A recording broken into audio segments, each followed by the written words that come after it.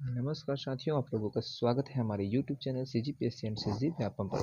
दोस्तों, आज की भी इस वीडियो में बात करेंगे 30 महत्वपूर्ण प्रश्न जो कि छत्तीसगढ़ व्यापम के द्वारा होने वाले विभिन्न आगामी परीक्षाओं में बहुत ही ज़्यादा महत्वपूर्ण होने वाला है। तो इस वीडियो में देखेंगे भारत का भौगोलिक स्थिति और उसके विस्तार से संबंधित 30 महत्वपूर्ण प्रश्न जो कि बहुत ही ज़्यादा महत्वपूर्ण है। तो जितने भी नए दोस्त हमारे इस वीडियो को पहली बार देख रहे होंगे वो हमारे चैनल को जरूर सब्सक्राइब करिएगा, साथ में बेल आइकन को भी प्रेस कर लीजिएगा। और इस वीडियो का पीडीएफ प्राप्त करने के लिए दोस्तों हमारे टेलीग्राम चैनल का जो लिंक है वो डिस्क्रिप्शन बॉक्स में दे दिए गए, तो आप वहां से जाकर जो पीडीएफ है उसको प्राप्त कर सकते हैं। तो इस वीडियो को लास्ट तक देखिएगा दोस्तों। और आप लोग एक चीज़ की कमी करते हैं, इस वीडियो को ज़्यादा से ज़्यादा लोगों तक जरूर शेयर करिएगा दोस्तों। तो चलिए पहला प्रश्न की ओर बढ़ते हैं। पहला प्रश्न है दोस्तों, क्षेत्रफल के अनुसार भारत का स्थान विश्व में कितना है? 5वां स्थान, 7वां स्थान, 11वां स्थान या फिर 9वां स्थान? तो यहाँ पे इसका जो सही आंसर हो जाएगा दोस्तों वो हो जाएगा आपका ऑप्शन बी है, वो बिल्कुल सही हो जाएगा। भारत जो क्या है विश्व में 7वें नंबर पर भौगोलिक क्षेत्र के आधार पर है, वो क्षेत्रफल के आधार पर आता है। भारत है जो विश्व के यहाँ पर जो क्षेत्रफल है 2.42% यहाँ पर जो भारत का क्षेत्रफल है विश्व के क्षेत्रफल के अंतर्गत आता है। और इसमें जो सबसे बड़ा देश है जो पहले नंबर पर आता है वो आपका रूस है, दूसरे नंबर में कनाडा आता है, तीसरे में चीन आता है, चौथे नंबर में अमेरिका, पांचवें नंबर में ब्राज़ील, छठे नंबर में ऑस्ट्रेलिया और सातवें नंबर में भारत है जो आता है। चलिए अगला प्रश्न की ओर बढ़ते हैं। अगला प्रश्न है दोस्तों यहाँ पर, अगला प्रश्न बोलता है कर्क रेखा भारत के निम्नांकित किस राज्य से होकर गुजरती है? तो भारत में जो कर्क रेखा है दोस्तों वो गुजरता है, वो कहाँ से कहाँ तक है गुजरता है? तो इसमें जो ऑप्शन दिए है वो पश्चिम बंगाल दिए है, महाराष्ट्र दिए है, उत्तर प्रदेश दिए है, आंध्र प्रदेश और हरियाणा दिया हुआ है। तो यहाँ पर दोस्तों जो कौन कौन से राज्य से है वो गुजर कर जाती है, तो ये आपका ऑप्शन ए है वो बिल्कुल सही हो जाएगा। पश्चिम बंगाल से है जो कर्क रेखा है वो गुजरते हुए जाते हैं। कर्क रेखा दोस्तों यहाँ पर भारत में टोटल है ना 8 राज्य है, 8 राज्य से है क्या कर गुजरती है, जिसमें सबसे पहले आपका गुजरात पड़ता है, दूसरे नंबर पे आपका राजस्थान आ जाता है, फिर मध्य प्रदेश, फिर छत्तीसगढ़, फिर झारखंड, पश्चिम बंगाल, त्रिपुरा और मिजोरम। ये टोटल 8 राज्य है जिनसे है जो कर्क रेखा है वो गुजरता है। सर्वाधिक भाग इसका दोस्तों सबसे ज्यादा जो सर्वाधिक भाग है कर्क रेखा का वो मध्य प्रदेश में है, मध्य प्रदेश से होकर गुजरता है। और जबकि सबसे कम राजस्थान राज्य है वहां से है जो कर्क रेखा है वो गुजरते हैं। तो इसको भी ध्यान में रखिएगा, बहुत ही ज्यादा महत्वपूर्ण प्रश्न है। चलिए अगला प्रश्न की ओर बढ़ते हैं। अगला प्रश्न है दोस्तों यहाँ पर, निम्नलिखित भारतीय राज्यों में से किससे होकर कर्क रेखा नहीं गुजरती है? उत्तर प्रदेश, मध्य प्रदेश, गुजरात, झारखंड। तो यहाँ पर दोस्तों एक बहुत ही महत्वपूर्ण प्रश्न पूछा है। यहाँ पर देखिए तो एक चीज को ध्यान में रखें, जैसे क्वेश्चन में बोला है तो यहाँ पर नहीं है उसको बोला गया, तो उसको ध्यान में रखिएगा। तो यहाँ पर देखिए अभी जैसे बताया था इसके पहले वाले वीडियो में, भारत से टोटल 8 राज्य से है जो कर्क रेखा है वो गुजरता है, जिसमें से आपका गुजरात है, मध्य प्रदेश है और झारखंड भी है। तो ये तीनों क्या है आपका कर्क रेखा से गुजरने वाले राज्य। लेकिन जो आपका ऑप्शन ए है उत्तर प्रदेश, यहाँ से है जो कर्क रेखा है वो नहीं गुजरते दोस्तों। तो ये आपका ऑप्शन ए है वो बिल्कुल सही हो जाएगा, है ना। उत्तर प्रदेश है, यहाँ पर इसका जो राजधानी है वो लखनऊ है ना। तो इसको भी ध्यान में रखिएगा। मध्य प्रदेश है उसकी जो राजधानी है आपका भोपाल है, ये चीज है। चलिए अगला प्रश्न की ओर बढ़ते हैं। अगला प्रश्न है यहाँ पर बहुत ही महत्वपूर्ण प्रश्न है, कर्क रेखा भारत के कितने राज्यों से होकर गुजरती है? 5, 6, 7 और 8। तो यहाँ पर दोस्तों इसका जो करेक्ट आंसर है वो हो जाएगा आपका जो कर्क रेखा है भारत के 8 राज्यों से गुजरता है, जिसमें आपका सबसे पहले नंबर पर आता है गुजरात आता है पहला नंबर पर, दूसरे नंबर पे आपका राजस्थान आता है, तीसरे नंबर पर मध्य प्रदेश आता है, चौथा नंबर में छत्तीसगढ़ आता है ना, चौथा नंबर में छत्तीसगढ़ आता है, फिर आपका पांचवा नंबर में झारखंड है ना, झारखंड है वो आता है, फिर आपका छठा नंबर में पश्चिम बंगाल है, पश्चिम बंगाल है ये आता है, सातवें नंबर में आपका त्रिपुरा आता है और आठवां नंबर में आपका मिजोरम है वो आता है। तो इसको भी ध्यान में रखिएगा, बहुत ही ज्यादा महत्वपूर्ण प्रश्न है। चलिए अगला प्रश्न की ओर बढ़ते हैं। चलिए अगला प्रश्न है यहाँ पर, निम्नलिखित में से किस राज्य से होकर कर्क रेखा नहीं गुजरती है? उड़ीसा, गुजरात, राजस्थान, पश्चिम बंगाल। तो यहाँ पर इसका करेक्ट आंसर हो जाएगा दोस्तों, आपका ऑप्शन ए है वो बिल्कुल सही हो जाएगा। उड़ीसा राज्य है जो कि यहाँ से कर्क रेखा है वो नहीं गुजरता है। गुजरात, पश्चिम बंगाल और राजस्थान से कर्क रेखा है वो गुजरता है। चलिए अगला प्रश्न की ओर बात करते हैं।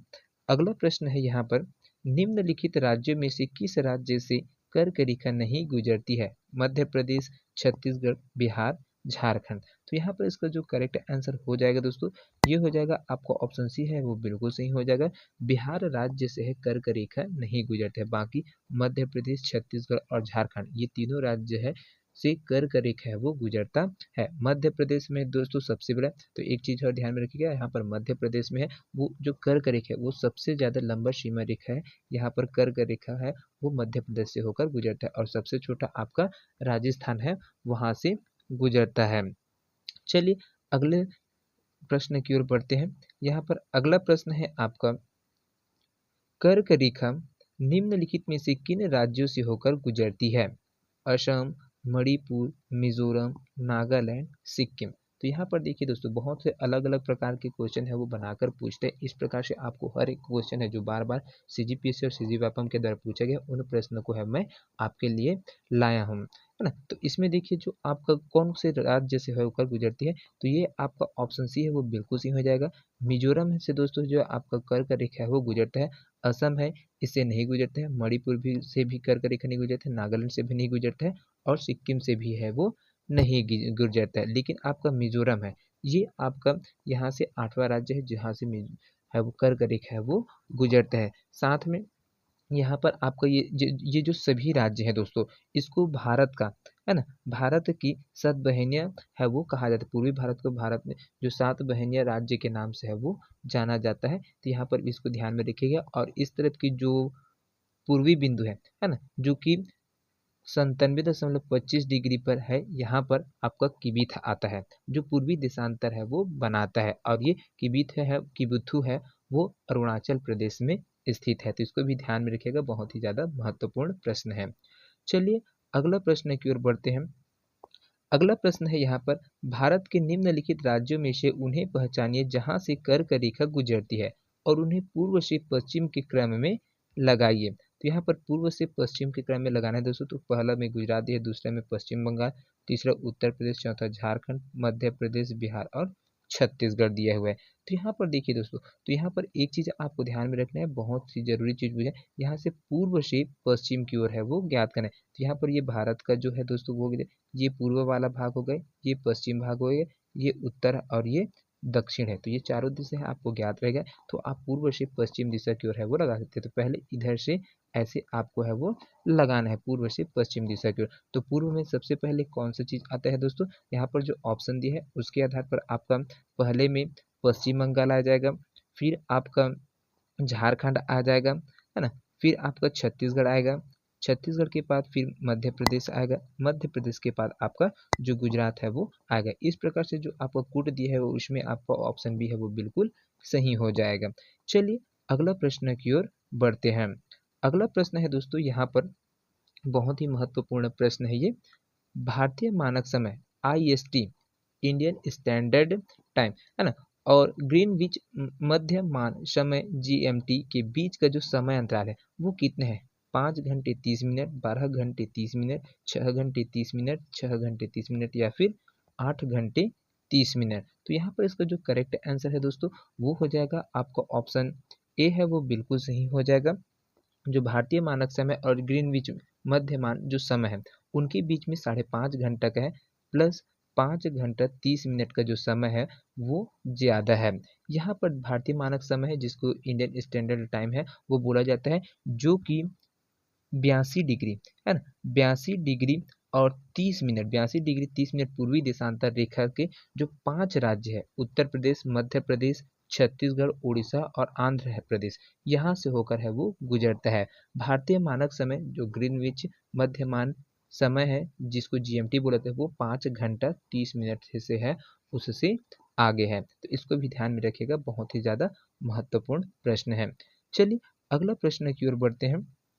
अगला प्रश्न है यहाँ पर, भारतीय मानक देशांतर है 80 डिग्री 00 पूर्व, 80 डिग्री 30 मिनट पूर्व, या फिर 82 डिग्री 30 मिनट पूर्व, या फिर 83 डिग्री 00 पूर्व। तो यहाँ पे इसका जो करेक्ट आंसर है दोस्तों वो हो जाएगा आपका ऑप्शन सी है, वो बिल्कुल सही हो जाएगा। भारतीय मानक समय का जो देशांतरी विस्तार है वो 82 डिग्री 30 मिनट पूर्व में है। तो यहाँ से जो है दोस्तों ये आपको क्लियर रहना चाहिए, जिसको इंडियन स्टैंडर्ड टाइम है वो 82 डिग्री 30 मिनट पूर्वी देशांतर में है, और 5 राज्यों से होकर है वो गुजरता है, जिसमें से आपका उत्तर प्रदेश, मध्य प्रदेश, छत्तीसगढ़, उड़ीसा और आंध्र प्रदेश, ये आपका ऐसे है ना। इस प्रकार से ऊपर से नीचे की तरफ है वो आया है। तो ऊपर में है आपका उत्तर प्रदेश आ जाएगा, फिर आपका मध्य प्रदेश आ जाएगा, फिर आपका छत्तीसगढ़ है वो आ जाएगा, फिर उड़ीसा है, और लास्ट में आपका आंध्र प्रदेश है। तो ये इस प्रकार से है वो फॉलो है वो कर रहा है। इसको उल्टा भी है करके है वो पूछ सकते हैं दोस्तों,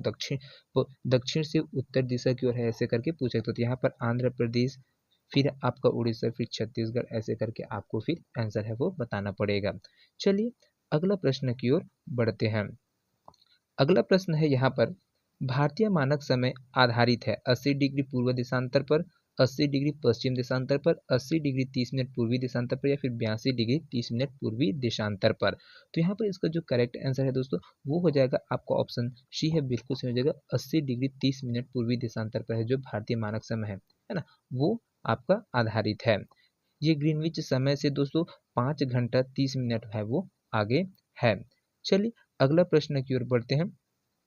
अगला प्रश्न है यहाँ पर, भारत की स्थलीय सीमा की लंबाई कितनी है? 6100 किलोमीटर, 7516.5 किलोमीटर, या फिर 1200 किलोमीटर, या फिर 15200 किलोमीटर। तो यहाँ पर इसका जो करेक्ट आंसर है दोस्तों वो आपका क्या हो जाएगा? तो यहाँ पर जो आपका करेक्ट आंसर है वो हो जाएगा आपका ऑप्शन बी है, वो बिल्कुल सही हो जाएगी। यहाँ सॉरी बी बोलता हूँ, है ना। यहाँ पर जो आपका ऑप्शन डी है वो बिल्कुल सही हो जाएगा। यहाँ पर जो आपका भारत की जो स्थलीय सीमा है उसकी लंबाई है 15200 किलोमीटर है। तो इसको ध्यान में रखिएगा, बहुत ही ज़्यादा महत्वपूर्ण प्रश्न है। चलिए अगला प्रश्न की ओर बढ़ते हैं। अगला प्रश्न है यहाँ पर, अगला प्रश्न है, भारत के मुख्य भूभाग के अक्षांश का विस्तार है।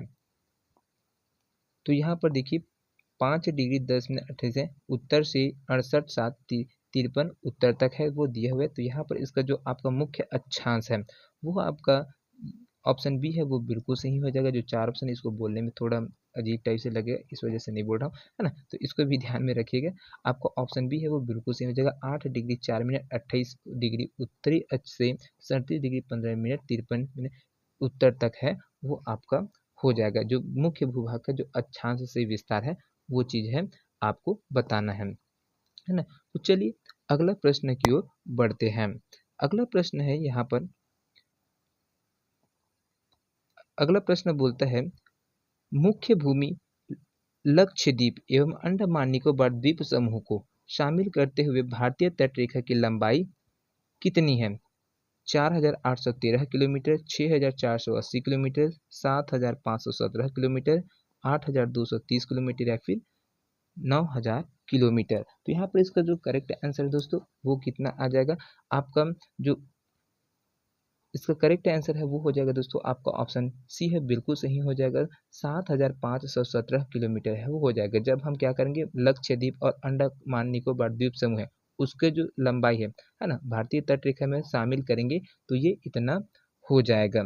यहाँ पर इसको क्लियर है वो रखिएगा, क्योंकि जो आपका जो भारत की जो कुल सीमा रेखा है वो है आपका 22,000। भारत का जो कुल तटीय सीमा रेखा है वो 22,716.5 किलोमीटर है। ये आपका कुल है, जिसमें आपका स्थलीय सीमा रेखा 15,200 किलोमीटर है, स्थलीय सीमा रेखा 15,200, और कुल तटीय सीमा रेखा समुद्री सीमा को मिलाकर 7,516.5 किलोमीटर है। जिसमें मुख्य भूमि की जो तटीय लंबाई है, मुख्य भूमि की जो तटीय लंबाई है वो आपका 6,100 किलोमीटर है। तो इसको भी है वो आप है वो ध्यान रखिएगा। चलिए अगला प्रश्न की ओर बढ़ते हैं। अगला प्रश्न है दोस्तों यहाँ पर, द्वीपों सहित भारत के तट रेखा की लंबाई कितनी है?